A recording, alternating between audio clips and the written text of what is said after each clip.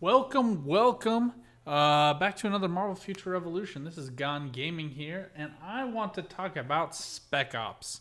So, many thanks to Tahiri Vela for his work on this. We are trying really hard in our alliance to just figure stuff out. I mean, we're part of the Sigma cluster, Alpha Flight, so we're just trying to be the tip of the spear and figure out, what drops are, where the best value for players to spend their time is, where the best place to spend crystals are, what the drop rates on badges are.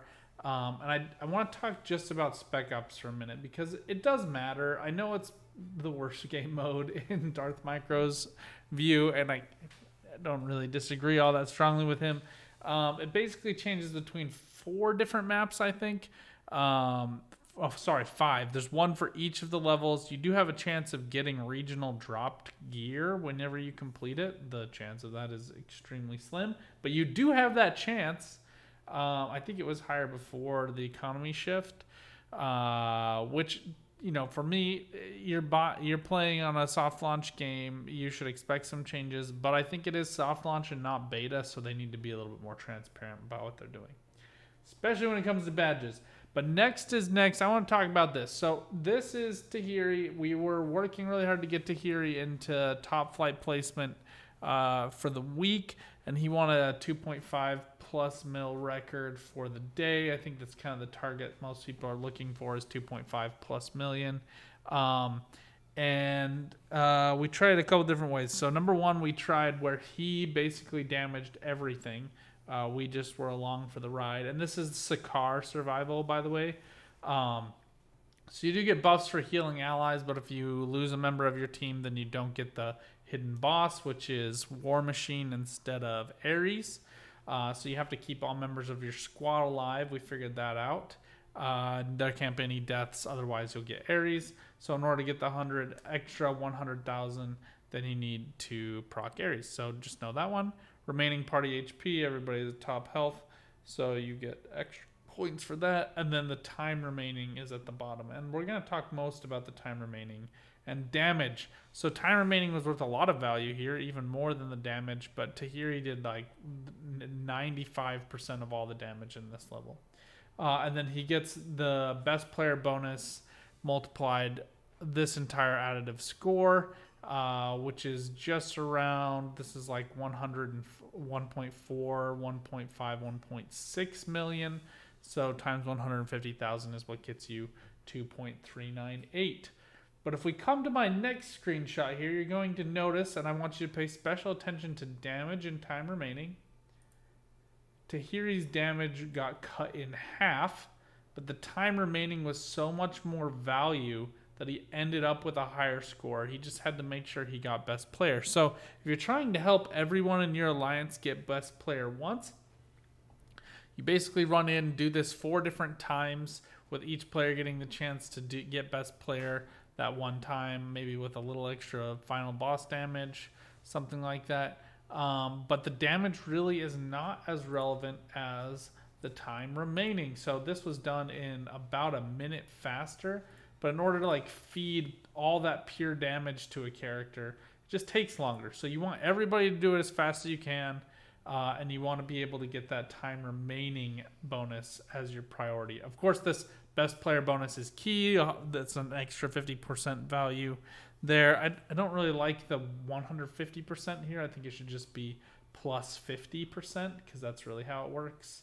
And then off of this additive score. So there you go. Make that go away. And we'll jump in here as my Black Widow and talk a little bit more about these details. So the next thing I want to say about Spec Ops is the economy has really changed. This is how you make your gear every day. It's not great, I know. And you really do want to join people who care. Otherwise, you get a little bit screwed here. But when you are doing Spec Ops, it's going to tell you the region. I don't know why I can't see it here with my eyes because I'm tired. I am not somebody who cares a whole bunch about getting top flight in the rankings. Clearly, I'm inside the top 1,000 And if you're not going for top 100, it really just doesn't matter all that much. Like I get an extra 1-star drop, maybe a 2-star drop out of this box. You really got to push for that top 100, and I don't have the patience to run through Spec Ops 4 times a day when I get nothing out of it. So my number one recommendation to the devs, which I know they won't watch this, but we're making it anyway to get it out there so all content creators talk about it. But the rewards need to be tweaked here so that you can do it 4 times. I think, there really should be an acceptance of you doing this with an alliance 4 times over. And I think that they also should just make it a little bit faster. It's just not a super fun game mode. Xanderth is probably the most straightforward. So we'll just jump in here, start a matchmaking. And you can do this on your own, but there's no real reason to. The damage doesn't scale like it does with blitzes in my experience. So you really do want to do this with a squad of 4, just so you can blitz through it as quickly as possible. And sometimes that just requires waiting for some other people. And I want to say I'm doing this intentionally because this is typically how it plays out for me if I'm not doing it as part of my alliance. If I'm doing it as part of my alliance, I know who I'm looking out for. We go in there together and we get really good value off of each other and each other's choices. But I'm going to do a quick aside here about gear. And there's been a lot of talk about regional pieces and how tough regional pieces are and how you have to mine 1 million of them. Give up on them. That's my suggestion. You can see here I got 1 to 2 and I just kind of said, you know what? I would much rather have this 4-set firearm expert skill +4 for the sniper ability because I like doing PvE content the most, and we're going to walk into this. But my sniper skill is level 19, 15 +4, and that's just because my boots are level 3. I don't even have full 4-star gear on my Black Widow because I spent so long working on Star-Lord only to come to the stunning realization after several weeks of playing him that he just is never going to be great.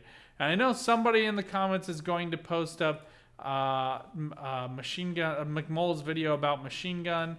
Yes, you can get a good Star-Lord, but is it worth the investment? And the answer is an almost certainly no. The amount of investment you have to put in on it is just not worthwhile. I actually played him in Omega War today. And I didn't feel like he was even all that great compared to me. Black Widow really just manhandles Star-Lord. He's able to get away with some mobility plays where like you can hopefully get outside of his range. But he's such low value. Getting these and getting your ultimate is really nice as Black Widow. But he's he does so little damage that he can't ever get finishing final blows. Unless your opponent really doesn't know how Star-Lord works. But as soon as they figure it out, he kind of gets it. I'm actually ironically playing this with Tahiri right now. All right, so we'll just see. Tahiri sent me his score at the end of this, which I'll try to pull up on screen. Well, let's just wait a second. Oh my gosh, that's absolutely amazing.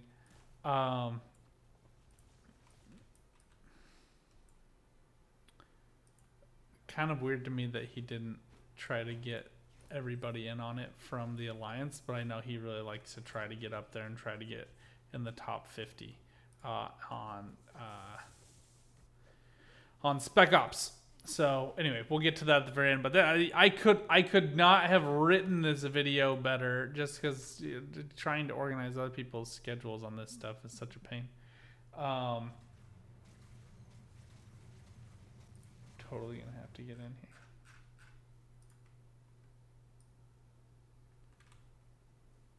But you can see Tahiri is a much better tryhard than I am. His Black Widow's almost over 1 million power, so.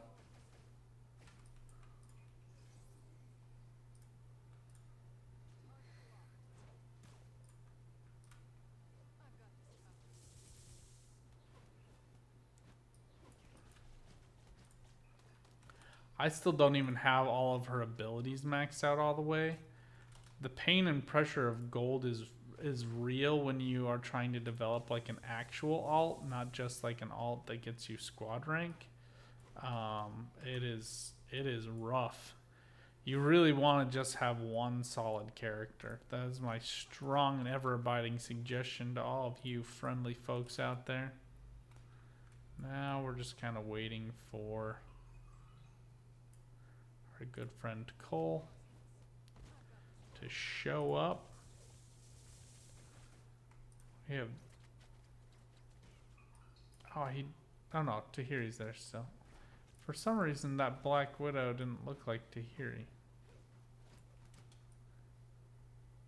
Maybe I was mistaking a Spider-Man? But you're seeing here, though, too, the Spider-Man's level 100, level 100.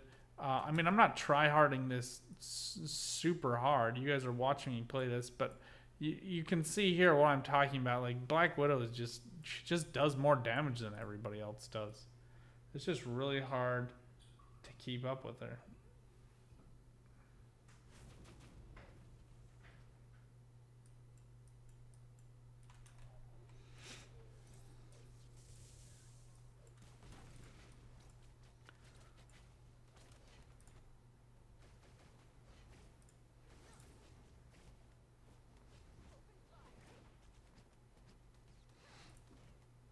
I actually like using the dash ability on this level with the with your super, just because your ultimate, just because it is so much value in terms of total damage. Because every one you run through, that counts as a critical hit.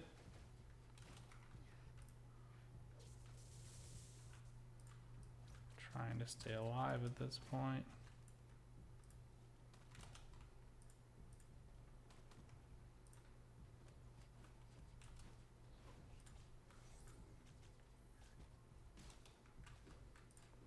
These guys are so brawny at the end. But you can see Tahiri is clearly a better Black Widow than me, but Black Widow is still clearly above Spider-Man. It's just really not that much of a contest. And I know other people want to play other people and they really like certain characters from the MCU. And that's great. Play people if you want to, you know, and if you really enjoy that and you think that that's going to be fun for you. For me personally, I would rather be able to compete than to just look at the character I love all day, which is Star-Lord. Star-Lord is like one of my favorite MCU characters of all time. I like him, but he's not, you know, he's not game changing. All right, we're gonna have to thank Tahiri.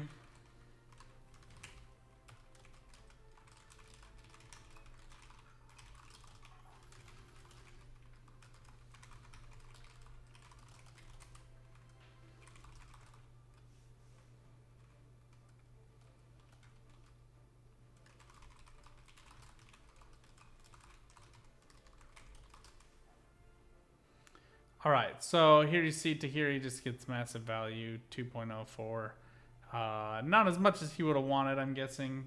The other two team members clearly weren't doing as much damage, so the speed was a little slow on that. But you see my rank going up here just for getting it done.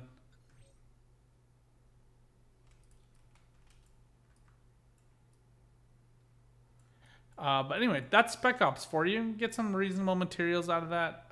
You know, clearly you saw there Tahiri pulled away as number one. He did lion's share of the damage, but the speed was just so slow that it wasn't enough to make a difference. So there you get three different